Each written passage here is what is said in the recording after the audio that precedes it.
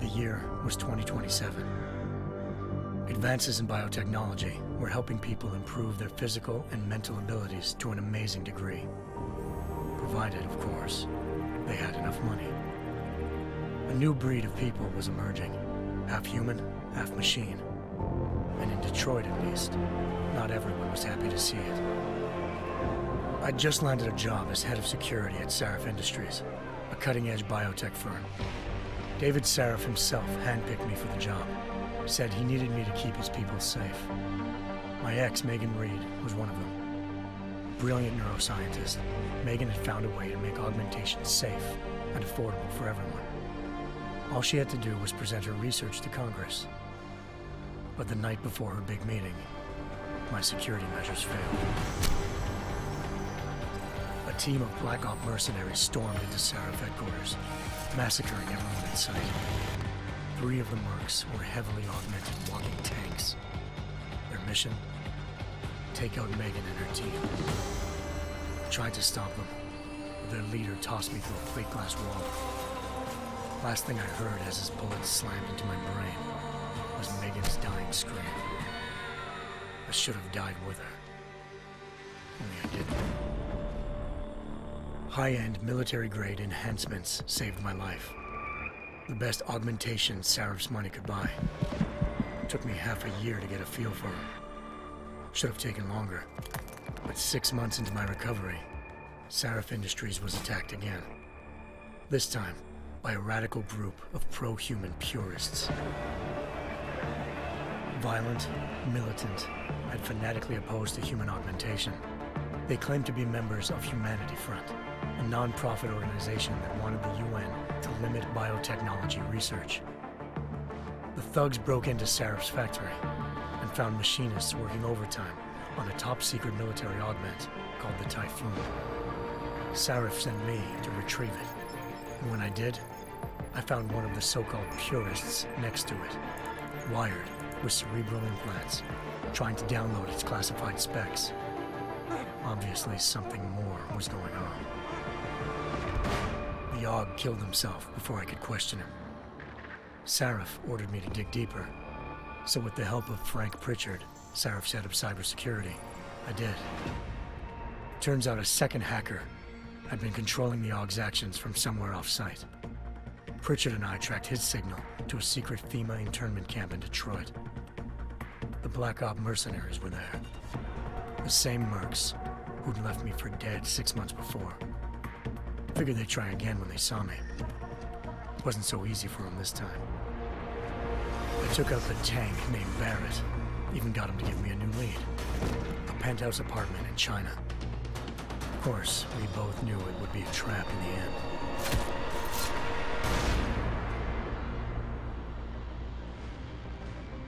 Hengsha Island, China. Home to a city so crowded, they had to build a second city on top of it. Trying to find clues in Hengsha wouldn't be easy. Lucky for me, I wasn't alone. Farida Malik, Sarif Industries' ace pilot, had lived in Hengsha before. A good person to have on your side.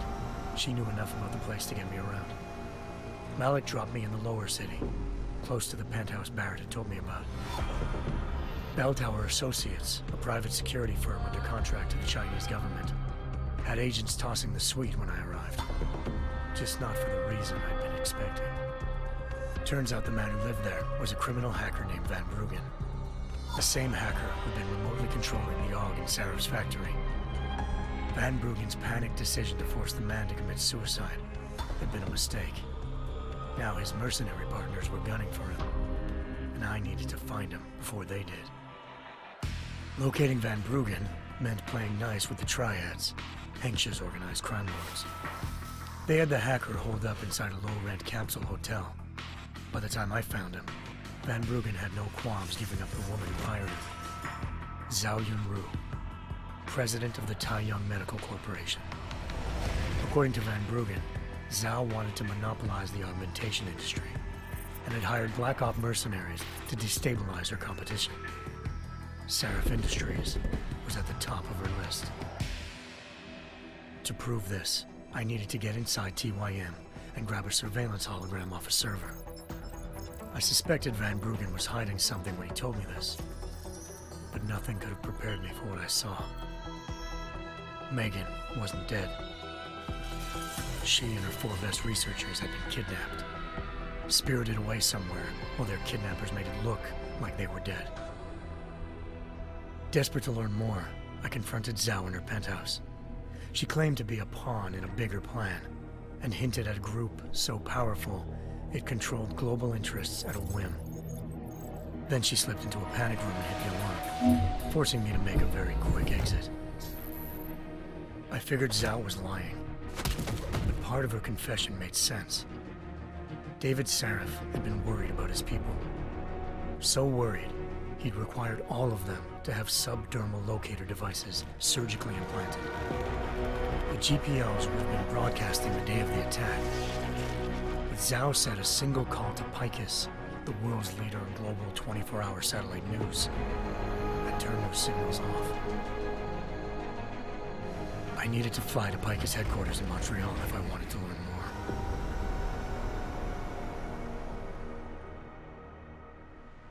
Eliza Cassan, Picus Communications' First Lady of News. Malik thought I was reaching when I told her Eliza was involved in this. The world's most famous news anchor, working with a mercenary hit squad. But when I confronted Cassan in her office, she freely admitted to jamming Detroit's satellites the night Megan's team had been taken. Said she's just been following her commands. I suspected she wanted to say more. But Black Op mercenaries showed up looking to shut us both down. And just like that, the Eliza I'd been talking to disappeared. The Mercs were led by an augmented killer I'd crossed paths with twice before, Fedorova, a woman who'd made silence her best friend. She waited for me to track Eliza's transmission to a secret server room underneath the Picus complex, then jumped me from behind. A deadly fight ensued. I made sure she never moved silently again. With Fedorova down and no one left to keep Eliza quiet, she reappeared. Turns out Picus's First Lady of News wasn't a lady at all. She was a sophisticated AI program, engineered to monitor data streams and control what people believed. Eliza told me the Mercs had brought in a Humanity Front doctor named Isaiah Sandoval to remove the scientist's implanted tracking devices while Detroit's satellites were down. She also told me to speak to David Sarif if I wanted to learn more. By the time Malik and I got back to Detroit, tensions between normal and augmented citizens had reached a flashpoint. Riots were breaking out in several cities, and the UN was being urged to intervene. Sarif was trying hard to convince Hugh Darrow, the inventor-turned-philanthropist who'd once been a leading proponent of enhancement technologies, to help stop a possible regulatory vote. Sarif had a lot riding on Darrow. Megan's discovery would have given millions of people the chance to evolve beyond their normal human abilities, and at the same time catapulted Sarif Industries to the top of the Fortune 500. According to Sarif, Megan's kidnappers knew this, and didn't want people evolving unless they controlled how it was done. He called his enemies Illuminati, and urged me to keep searching. Determined to do so, I tracked down Sandoval via America's most outspoken augmentation opponent, Bill Taggart, Sandoval's boss and founder of Humanity Front. Sandoval admitted to operating on Megan's team when I confronted him, but said he hadn't removed their GPLs. He'd merely switched them to a different frequency. Pritchard was able to trace one of the signals to China. Malik and I immediately took off in pursuit. Unfortunately, the Illuminati were one step ahead.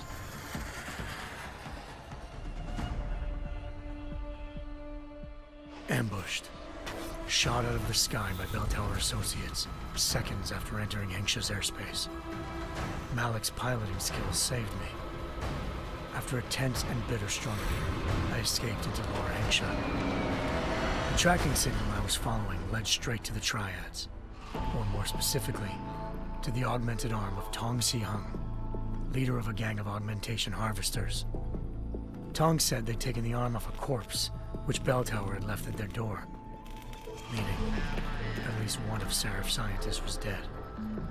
Maybe not the rest of them, though. Tong pointed me to a port used for human trafficking and helped me slip aboard a bell tower ship. It was sailing to Rifleman Bank Station, a military base in the South China Sea.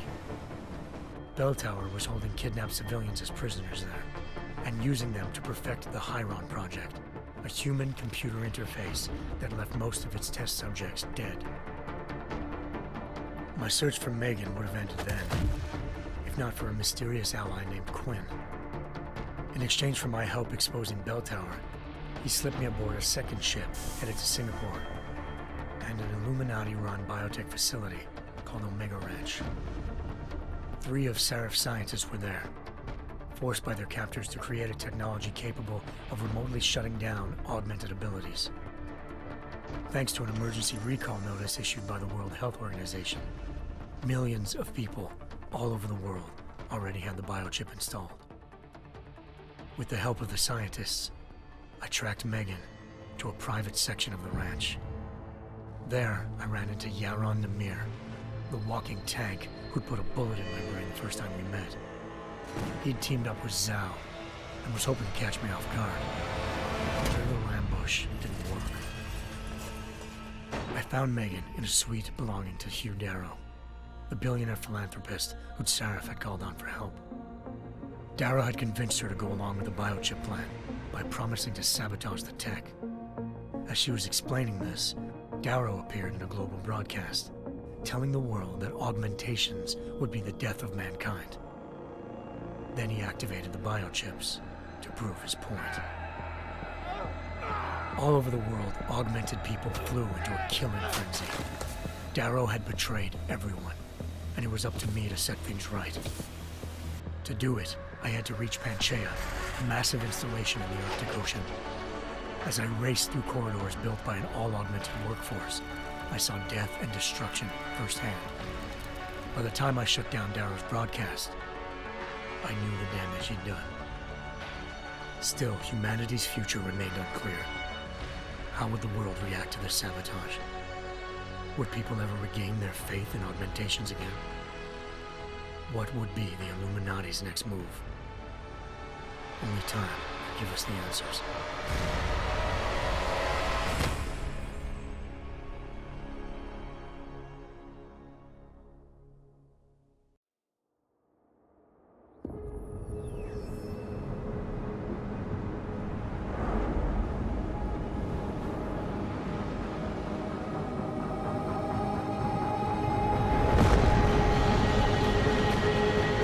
I once thought I could save the world.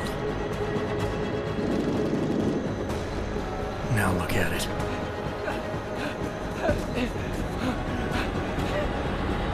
In yet another augmented terror attack, 251 passengers aboard Sister Airlines Flight 451 were killed when an augmented passenger broke into the plane's cockpit and ruthlessly butchered its flight crew.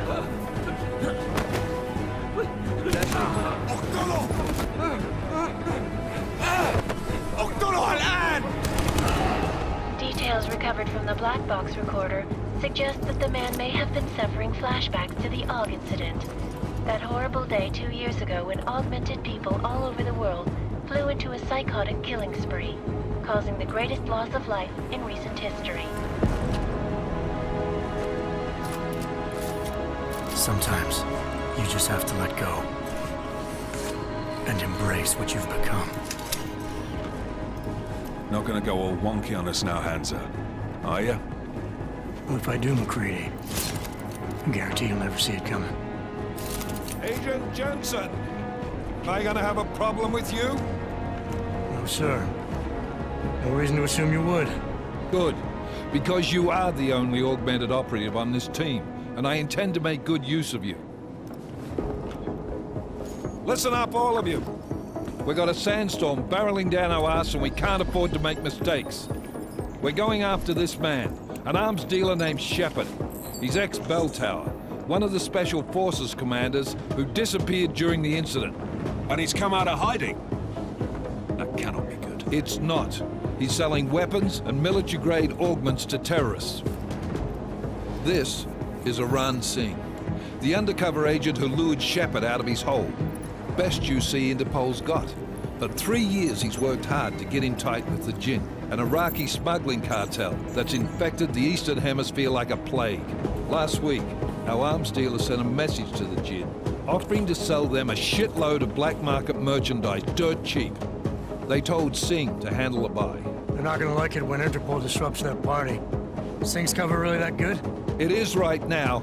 We need to keep it that way. This is where the deal's going down. A half-finished high-rise hotel that's been abandoned ever since the incident. It's not a pretty picture inside. Let me guess. Most of the laborers were augmented with heavy-duty industrial rigs. So when the incident hit, and they all went schizo, things got gruesome real fast. And no one, except for some homeless junkies, have been inside the place ever since. So what's the plan, Director? Singh's meeting Shepard on the ground floor, inside the hotel's main atrium. He sent the bulk of his Jinn crew to the penthouse levels to secure a vantage point. I want McCready's team to take up positions overlooking the atrium and make the arrest. Jensen, you're going in solo from the roof. My objectives? Keep the Jinn from joining the party. As far as we can tell, only one route connects the atrium to the penthouse level, a halfway decent elevator shaft. Here. I want you to block access to it. Fine. Just cut me loose. Do you plan on relying solely on your augments for this one? I'd recommend taking a little hardware, just to be sure.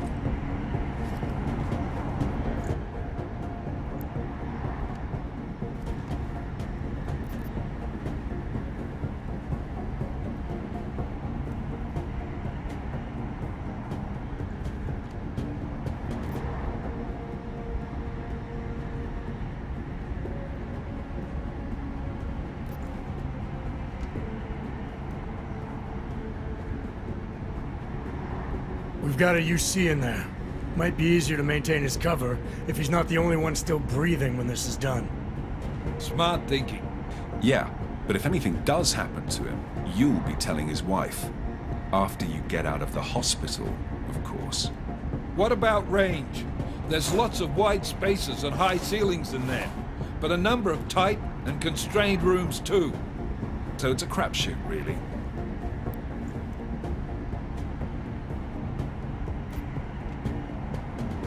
Well, I'm not looking to play dice with anyone in there. Give me something with distance. Your call.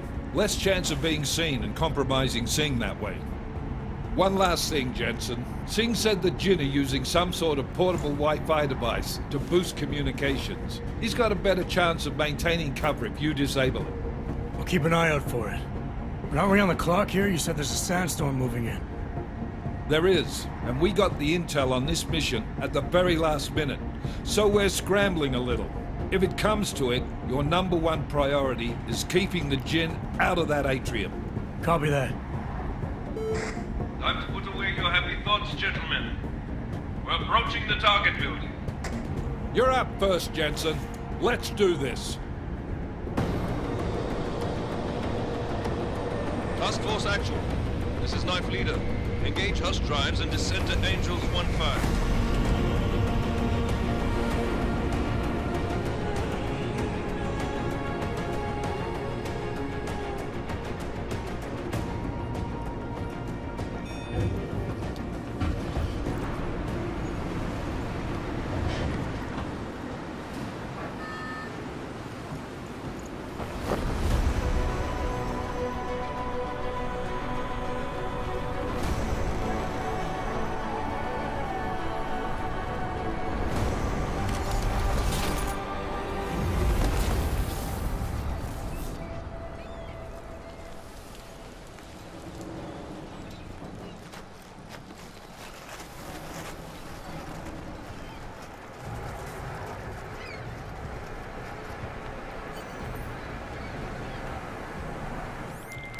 Team leader, this is Jensen. I'm on the roof. Solid copy. Move into the building. The access route you need to block is at the far end of the penthouses. And keep in mind, the direct route might not be the easiest one. Roger that. McCready will advise once his team is on the ground. Miller out.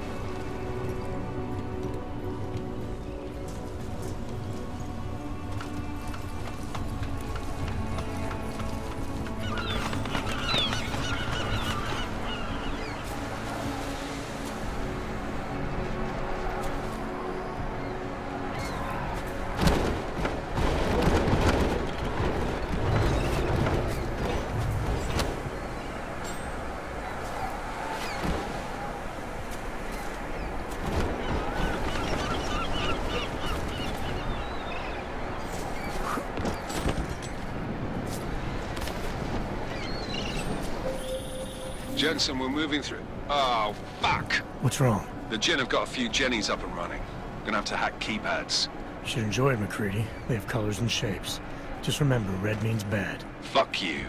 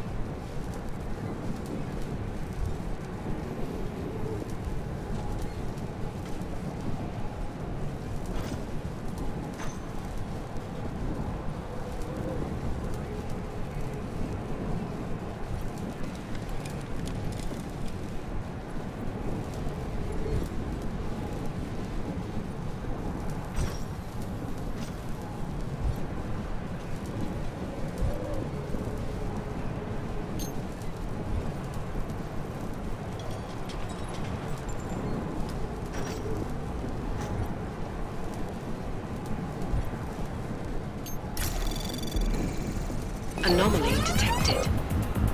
Trace program initiated.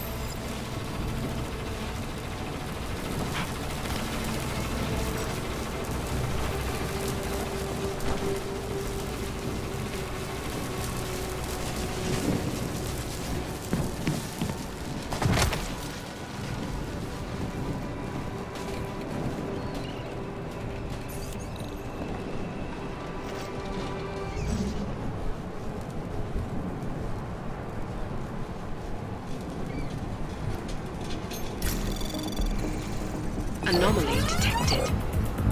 Trace program initiated.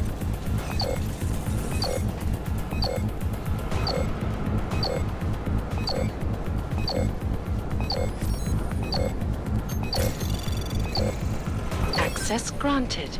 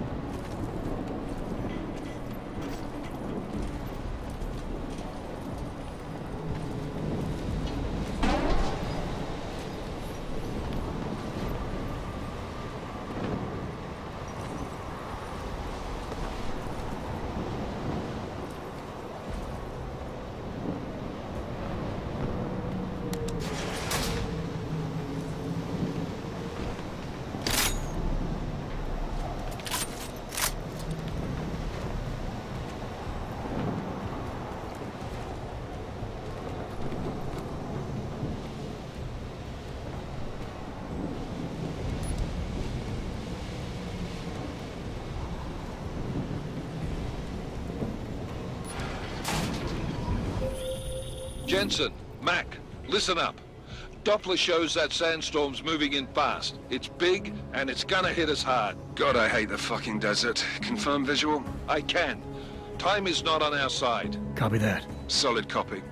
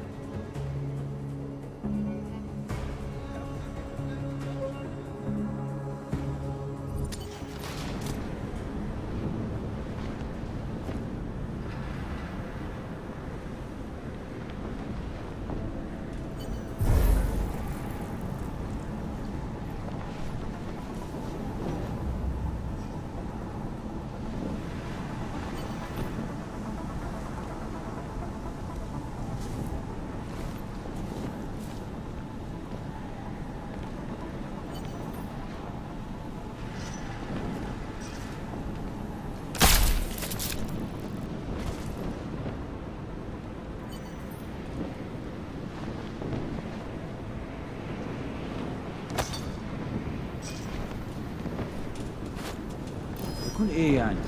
انا متأكد انه مفيش حاجة اصلا. مين ده؟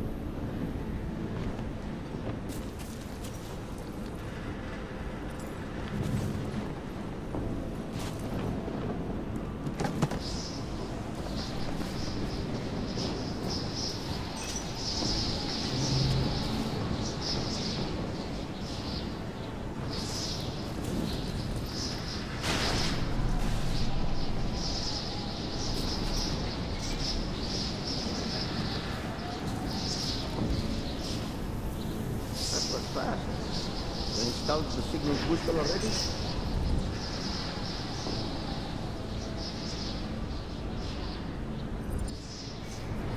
عشان المخزن والمخازن اللي موجودة على السطح عشان تكون بعيدة من الرمل.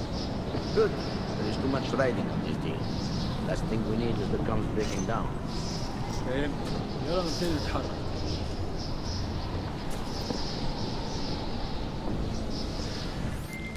McCready, how you making out? Slower than expected. It's like someone's tilled a fucking cemetery down here. Say again? When the shit hit the fan in 27, the rush must have been for the stairs. There's corpses everywhere. A lot of your cousins are here too, Jensen.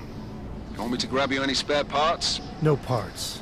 But I take mine with cream and 2 sugars while you're asking.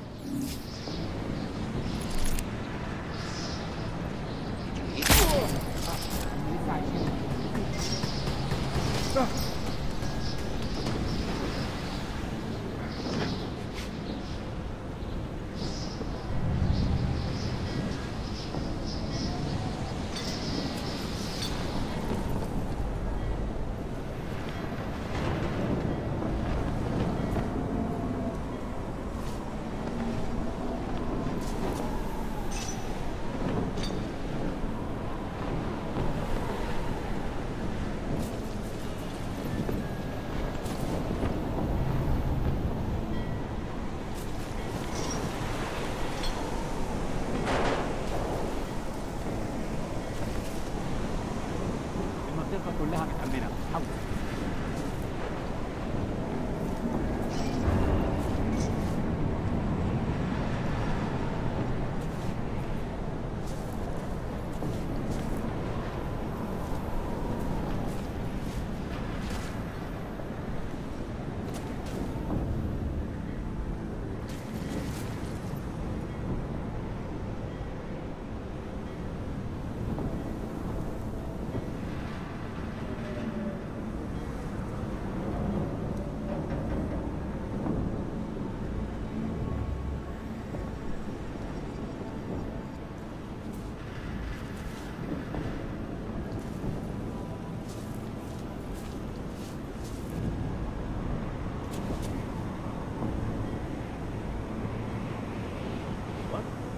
Say something? Do not act as though your job is done. What's taking so long?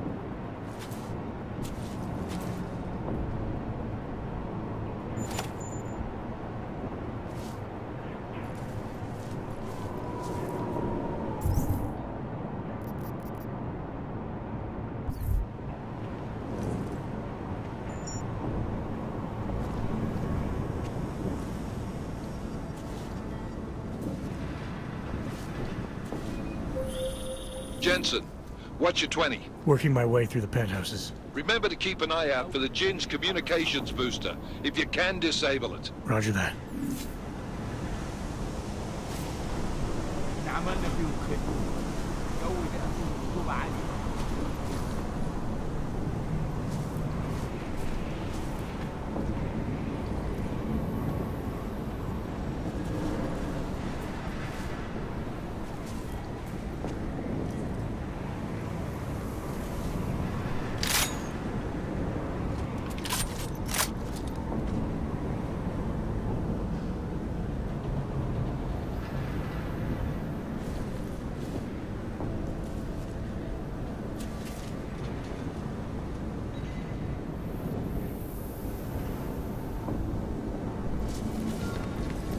افضل لو سينك خلص الصفقه دي بسرعه. اسمع يا اخي، انا ما بديش نكون هان لما تبدا العاصفه. ولا انا. العاصفه الرمليه بتقرب بسرعه قوي. الجو بقى فيه رطوبه عاليه. يا ريت يتحركوا بسرعه شويه. لو الريحه هاجت علينا هنموت. العاصفه الرمليه بتقرب بسرعه قوي. مفيش حاجه هنا غير الرمله.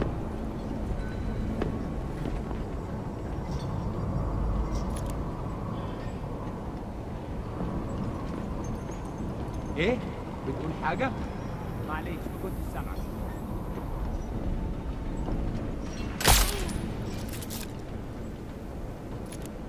مفيش حاجة، دايما مفيش حاجة.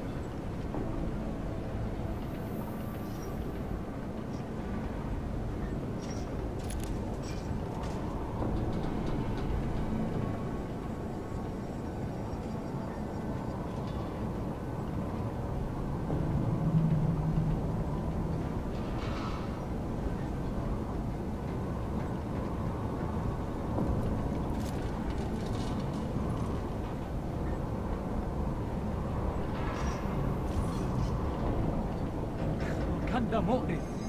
بكره العواصف، بترزع الشبابيك وتقفلها. ده مش صح.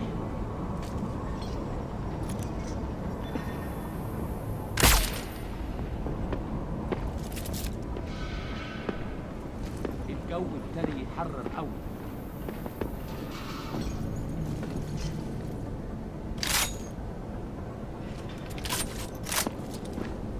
فينك يا سينج؟ الوقت بيعدي بسرعة.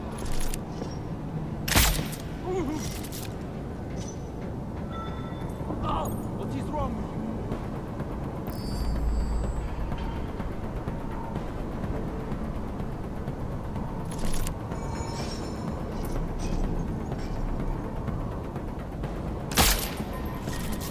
أكيد مفيش حاجة هنا. دي هذه المصيبة.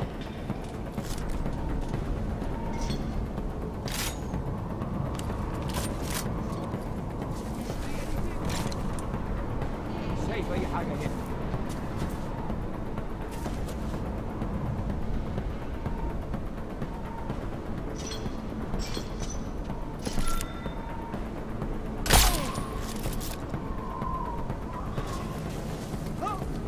ما عندناش وقت للكلام ده. I will find you.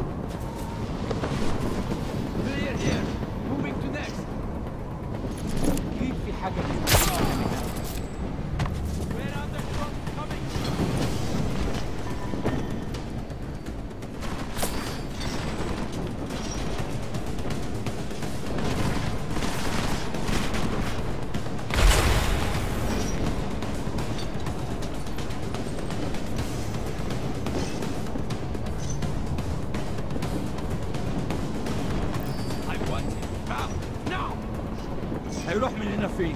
مفيش حته يستخبى فيه.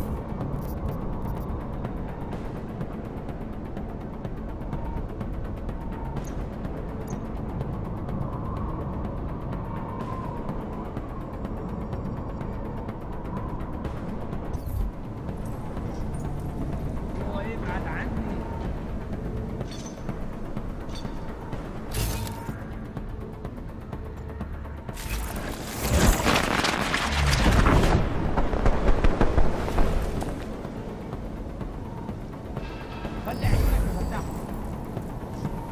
Rouse him. This is no time to rest.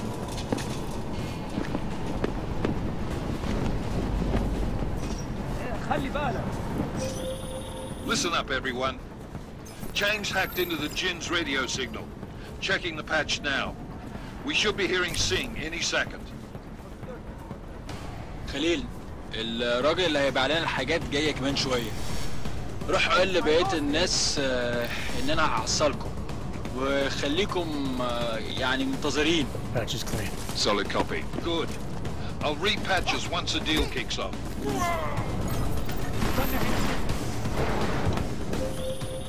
Jensen, we're inside the atrium, taking up positions on the terraces. What's your 20? Still moving. Well, hurry the fuck up. Enemy helos inbound and this sandstorm's getting close. You get that comms booster disabled? Negative. Didn't find it. Well, you better hope Sing's...